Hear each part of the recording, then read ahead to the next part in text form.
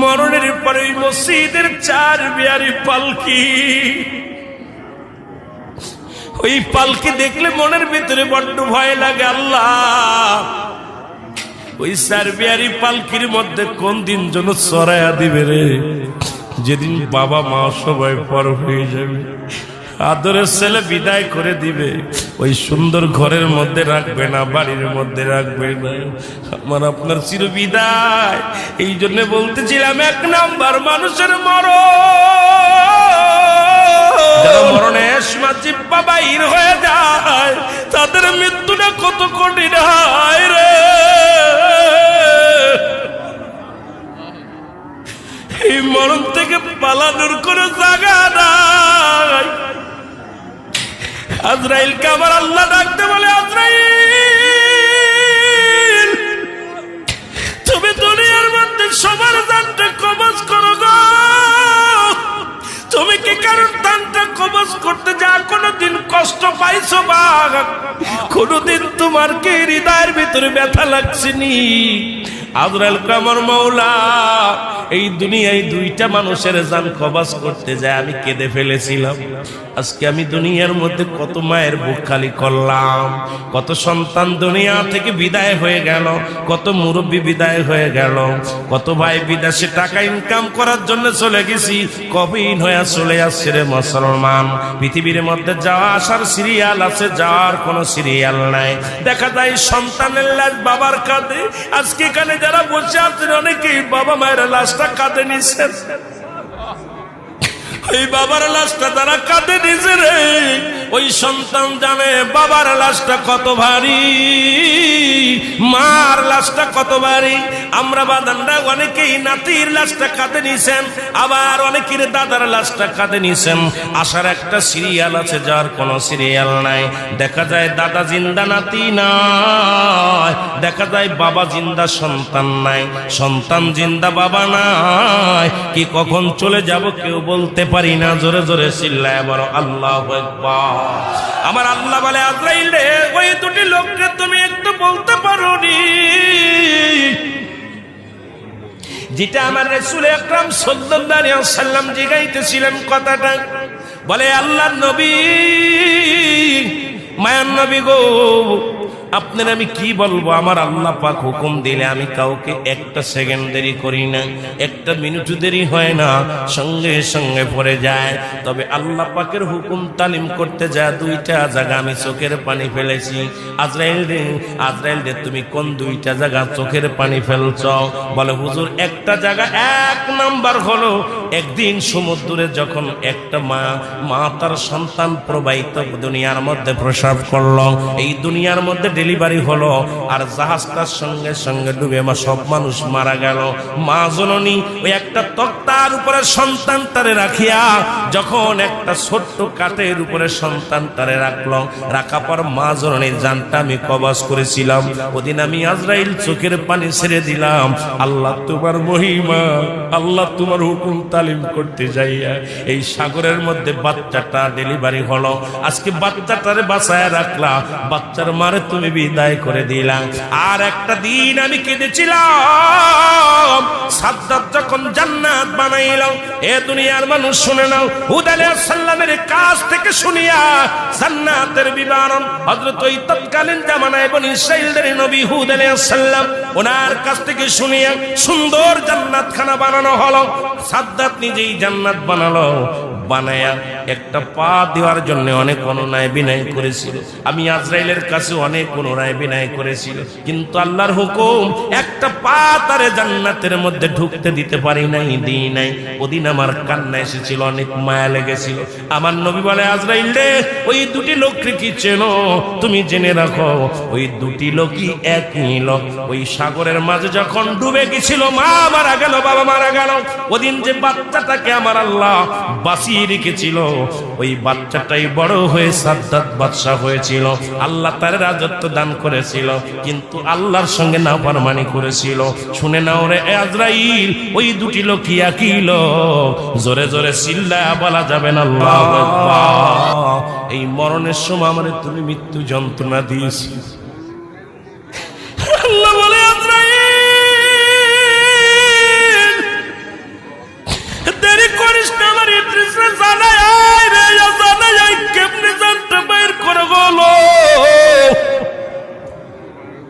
ইদ্রিস আলাইহিস সালামের কাছে আজরাইল সালাম দিয়ে বলে, হুজুর আপনি কেন কাঁদেন? বলে, আজরাইল রে, আগে বলো আমার জানটা কেমনে বাইর হয়েছিল।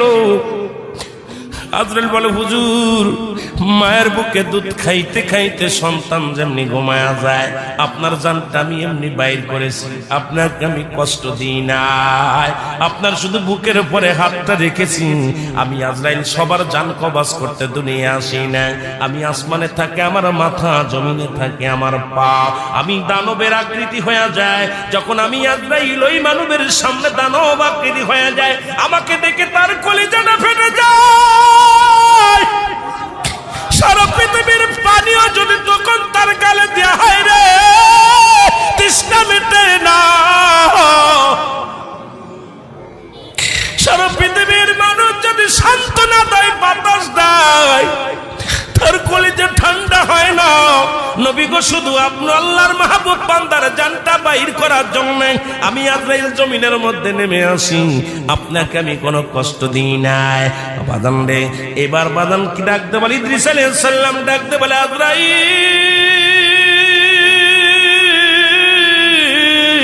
এই সহজ মৃত্যু যদি এত কঠিন হয়, যাদের সঙ্গে তুমি জোরাজুরি করো, যাদেরকে তুমি কষ্ট দাও, যাদের জানটা বাইর করার সময় প্রস্রাব পায়খানা করে দেয়, অনেকের জিহ্বা বাইর হয়ে যায়। কত মানুষকে জানাজা পড়লাম, কত মানুষকে গোসল করাইলাম, বাবারে অনেকে পায়খানা প্রস্রাব করে দেয় জানটা বাইরের সময়।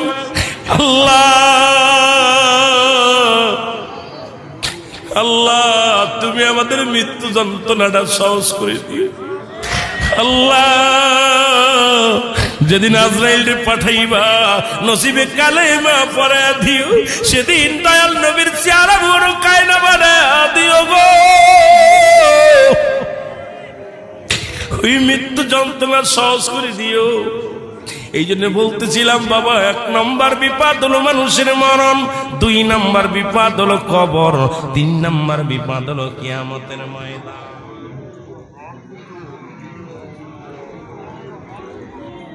মরণের পরে মসজিদের 4 বিয়ারি পালকি, ওই পালকি দেখলে মনের ভিতরে বড্ড ভয় লাগে। আল্লাহ ওই 4 বিয়ারি পালকির মধ্যে কোন দিন যেন চড়াইয়া দিবে রে, যেদিন বাবা মা সবাই পর হয়ে যাবে, আদরের ছেলে বিদায় করে দিবে, ওই সুন্দর ঘরের মধ্যে রাখবে না, বাড়ির মধ্যে রাখবে না, আমার আপনার চির বিদায়। এই জন্য বলতেছিলাম 1 নম্বর মানুষের মরণ।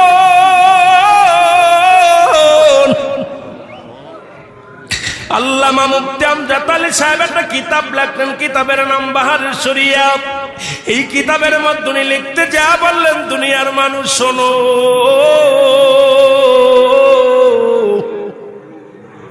একটা মানুষ যখন সাধারণ মৃত্যুবরণ করে, ওই মানুষটা 70টা তাজা উটের গায়ের চামড়া জবাই না করিয়া উল্টো দিকে টান দে, লবণ আর মরিচ লাগা দিলে যতটুক যন্ত্রণা হয়, এর চাইতে 70 গুণ যন্ত্রণা হলো একটা সাধারণ মৃত্যু। আমি আজকে মোহাম্মদপুরের বাবাদের বলে যাই, রে বাজানরা দিলের কান্ডা লাগা শুনে নাও। এখন যারা মৃত্যুকালে পায়খানা করে দেয়, যারা মরণকালে প্রস্রাব করে দেয়, যারা মরণের সময় চোখ 2টা বড় বড় হয়ে যায়, যারা মরণের সময় জিহ্বা বাইর হয়ে যায়, তাদের মৃত্যুটা কত কঠিন হয় রে। এই মরণ থেকে পালানোর কোনো জায়গা নাই। আজরাইলকে আবার আল্লাহ ডাকতে বলে, আজরাইল তুমি দুনিয়ার মধ্যে সবার জানটা কবজ করো গো। তুমি কি কারণ জানটা কবজ করতে যা কোনদিন কষ্ট পাইছো বা কোনদিন তোমার তোমার কি হৃদয়ের ভিতরে ব্যথা লাগছে নি? আজরাইল কামর মাওলা, এই দুনিয়ায় দুইটা মানুষের জান কবজ করতে যায় আমি কেঁদে ফেলেছিলাম। আজকে আমি দুনিয়ার মধ্যে কত মায়ের বুক খালি করলাম, কত সন্তান দুনিয়া থেকে বিদায় হয়ে গেল, কত মুরব্বী বিদায় হয়ে গেল, কত ভাই বিদেশে টাকা ইনকাম করার জন্য চলে গেছি, কবিন হয়ে চলে আসছে রে মুসলমান। পৃথিবীর মধ্যে যাওয়া আসার সিরিয়াল আছে, যাওয়ার কোনো সিরিয়াল নাই। দেখা যায় সন্তানের লাশ বাবার কাঁধে। আজকে এখানে যারা বসে আছেন অনেকেই বাবা মায়ের লাশটা কাঁধে নিছেন। এই বাবার লাশটা তারা কাঁধে নিছে রে, ওই সন্তান জানে বাবার লাশটা কত ভারী, মার লাশটা কত ভারী। আমরা বাদানরা অনেকেই নাতির লাশটা কাঁধে নিছেন, আবার অনেকের দাদার লাশটা কাঁধে নিছেন। আসার একটা সিরিয়াল আছে, যার কোনো সিরিয়াল নাই। দেখা যায় দাদা জিন্দা নাতি নাই, দেখা যায় বাবা জিন্দা সন্তান নাই, সন্তান জিন্দা বাবা নাই। কি কখন চলে যাব কেউ বলতে পারি না। জোরে জোরে চিল্লায় বলো আল্লাহু আকবার। আমার আল্লাহ বলে, আজরাইল রে, ওই দুটি লোককে তুমি একটু বলতে পারো নি যেটা আমার রাসূল আকরাম সাল্লাল্লাহু আলাইহি ওয়াসাল্লাম জিগাইতেছিলেন কথাটা। বলে, আল্লাহর নবী,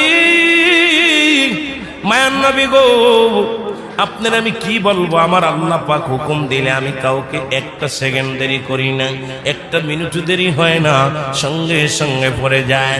তবে আল্লাহ পাকের হুকুম তালিম করতে যায় দুইটা জায়গা আমি চোখের পানি ফেলেছি। আজরাইল রে, আজরাইল রে, তুমি কোন দুইটা জায়গা চোখের পানি ফেলছ? বলে, হুজুর, একটা জায়গা, এক নাম্বার হলো একদিন সমুদ্রে যখন একটা মা তার সন্তান প্রবাহিত দুনিয়ার মধ্যে প্রসব করলো, এই দুনিয়ার মধ্যে ডেলিভারি হলো, আর জাহাজটার সঙ্গে সঙ্গে ডুবে সব মানুষ মারা গেল। মা জননী ওই একটা তক্তার উপরে সন্তান তারে রাখিয়া, যখন একটা ছোট্ট কাঠের উপরে সন্তান তারে রাখলো, রাখা পর মা জননীর জানটা আমি কবজ করেছিলাম। ওদিন আমি আজরাইল চোখের পানি ছেড়ে দিলাম। আল্লাহ তোমার মহিমা, আল্লাহ তোমার হুকুম তালিম করতে যাইয়া এই সাগরের মধ্যে বাচ্চাটা ডেলিভারি হলো। আজকে বাচ্চাটারে বাঁচায় রাখলা, বাচ্চার মারে তুমি বিদায় করে দিলাম। আর একটা দিন আমি কেঁদেছিলাম, সাদ্দাত যখন জান্নাত বানাইল। এ দুনিয়ার মানুষ শুনে নাও, হুদ আলাইহিস সালামের কাছ থেকে শুনিয়া জান্নাতের বিবরণ। হযরত ওই তৎকালীন জামানায় বনি ইসরাঈলদের নবী হুদ আলাইহিস সালাম, ওনার কাছ থেকে শুনিয়া সুন্দর জান্নাত খানা বানানো হলো। সাদ্দাত নিজেই জান্নাত বানালো, বানায়া একটা পা দেওয়ার জন্য অনেক অনুনয় বিনয় করেছিল। আমি আজরাইলের কাছে অনেক অনুনয় বিনয় করেছিল, কিন্তু আল্লাহর হুকুম, একটা পা তারে জান্নাতের মধ্যে ঢুকতে দিতে পারি নাই, দিই নাই। ওদিন আমার কান্না এসেছিল, অনেক মায়া লেগেছিল। আমার নবী বলে, আজরাইল রে, ওই দুটি লোককে কি চেনো? তুমি জেনে রাখো, ওই দুটি লোকই একই লোক। ওই সাগরের মাঝে যখন ডুবে গেছিল, মা মারা গেল, বাবা মারা গেল, ওদিন যে বাচ্চাটাকে আমার আল্লাহ বাঁচিয়ে রেখেছিল, ওই বাচ্চাটাই বড় হয়ে সাদ্দাত বাদশা হয়েছিল। আল্লাহ তার রাজত্ব দান করেছিল, কিন্তু আল্লাহর সঙ্গে নাফরমানি করেছিল। শুনে নাও রে আজরাইল, ওই দুটি লোক একই লোক। জোরে জোরে চিল্লায়া বলা যাবে না আল্লাহু আকবার। 100 বাদ জোটে না। আজকে ছেলে মেয়ে লেখাপড়া করে চাকরি বাকরি করতেছেন, অনেক কিছু পাইছেন, কিন্তু আল্লাহর সঙ্গে নাফরমানি শুরু করেছেন। এই মসজিদে জামাতে আসেন না, আহা, মানুষকে দান ধ্যান করেন না, মানুষের বিরোধিতা করেন, মানুষের সমালোচনা করেন। আল্লাহ আপনাকে এই দুনিয়ার মধ্যে সকাল বেলা বাদশা বানায়, ফকির বেলা বানায়, সন্ধ্যায় ফকির। এটা আল্লাহর খেলা। তুরস্কের 20 তলা ভবন ধসে মারা গেছে, সবাই মারা গেছে। উনি রাস্তার মধ্যে একটা পাউরুটির জন্য বসে আছে। উনি ডাকতেছে আর বলতেছে, আমি 30 সেকেন্ডের ভূমিকম্পে আমার 20 তলা ভবন, 3টা ভবন দুনিয়া থেকে আল্লাহ ধুলো সাফ করে দিছে। আজকে আমি পথের ফকির, একটা রুটি খাবো নাই, তোমার কে আসো, আমাকে একটা রুটি দাও। আল্লাহু আকবার বলেন। এ হলো দুনিয়ার খেলা। এত বাড়াবাড়ি কোথা থেকে আসে? আমার বন্ধুরা শুনে নেন, এই জন্য বলতেছিলাম, মানুষের 3টা বিপদ। নাম্বার 1 হলো মানুষের মরণ, নাম্বার 2 হলো কবর, নাম্বার 3 হলো কিয়ামতের ময়দান। একটার চাইতে একটা বড় বিপদ। এই মরণের পেয়ালা পান করতে হবে, এর মধ্যে কোনো সন্দেহ নাই। বাবারে শুই নালাম, একজন মানুষ জান্নাতের মধ্যে আছে এখনো জীবিত অবস্থায়, নাম হলো হযরত ইদ্রিস আলাইহিস সালাম। ইদ্রিস আলাইহিস সালাম ডাকতে বলে, আমার আল্লাহ,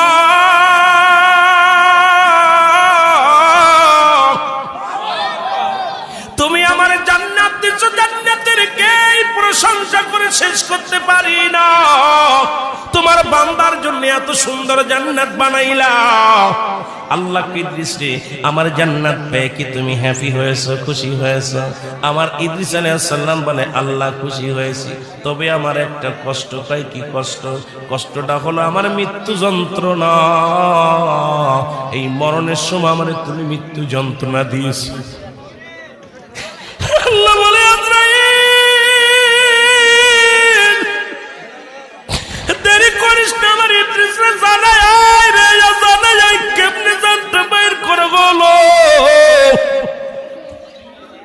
ইদ্রিস আলাইহিস সালামের কাছে আজরাইল সালাম দিয়ে বলে, হুজুর আপনি কেন কাঁদেন? বলে, আজরাইল রে, আগে বলো আমার জানটা কেমনে বাইর হয়েছিল। আজরাইল বলে, হুজুর মায়ের বুকে দুধ খাইতে খাইতে সন্তান যেমনি ঘুমায়া যায়, আপনার জানটা আমি এমনি বাইর করেছি। আপনাকে আমি কষ্ট দিই নাই, আপনার শুধু বুকের উপরে হাতটা রেখেছি। আমি আজরাইল সবার জান কবজ করতে দুনিয়া আসি না। আমি আসমানে থাকে আমার মাথা, জমিনে থাকে আমার পা। আমি দানবের আকৃতি হয়ে যায়। যখন আমি আজরাইল ওই মানবের সামনে দানব আকৃতি হয়ে যায়, আমাকে দেখে তার কলিজাটা ফেটে যায়। সারা পৃথিবীর পানিও যদি তখন তার গালে দেয়া হয় রে, তৃষ্ণা মেটে না। সারা পৃথিবীর মানুষ যদি সান্ত্বনা দেয়, বাতাস দেয়, তার কলিজা ঠান্ডা হয় না। নবী গো, শুধু আপনি আল্লাহর মাহবুব বান্দার জানটা বাইর করার জন্য আমি আজরাইল জমিনের মধ্যে নেমে আসি। আপনাকে আমি কোনো কষ্ট দিই নাই। বাদান রে, এবার বাদান কি ডাকতে বলে? ইদ্রিস আলাইহিস সালাম ডাকতে বলে, আজরাইল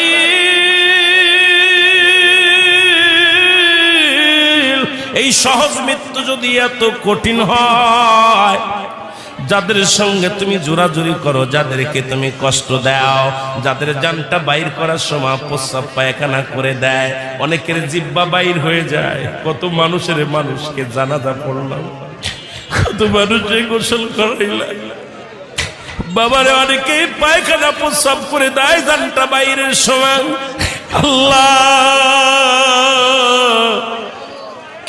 আল্লাহ তুমি আমাদের মৃত্যু যন্ত্রণাটা সহজ করে দিও। আল্লাহ যেদিন আজরাইলকে পাঠাইবা, নসিবে কালেমা পড়া দিও। সেদিন দয়াল নবীর চেহারা বড় কায়না বানা দিও গো। ওই মৃত্যু যন্ত্রণা সহজ করে দিও। এই জন্য বলতেছিলাম বাবা, 1 নম্বর বিপদ হলো মানুষের মরণ, 2 নম্বর বিপদ হলো কবর, 3 নম্বর বিপদ হলো কিয়ামতের ময়দান।